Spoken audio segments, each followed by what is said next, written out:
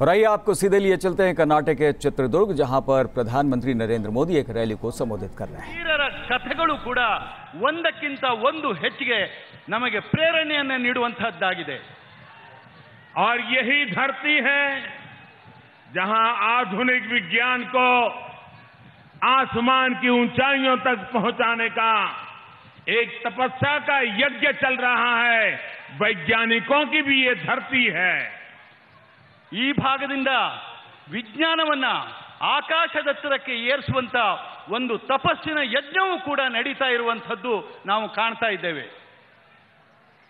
चित्रदुर्ग का चल्ला केरे बहुत जल्द ही साइंस और टेक्नोलॉजी का अगला हॉटस्पॉट बनने जा रहा है।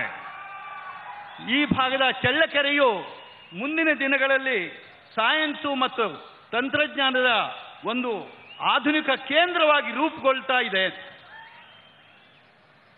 इसरो, डीआरडीओ, बार्क, आईआईएससी जैसे अनेक संस्थाओं की ब्रांचेज यहां के गौरव को बढ़ाएगी, वैज्ञानिक पहचान को बढ़ाएगी।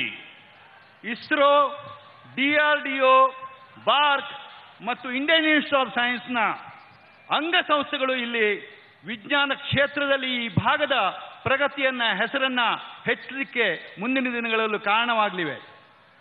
डीआरडीओ, एरोनॉटिकल टेस्ट फैकल्टी यहां नए नए अनुसंधान कर रही है।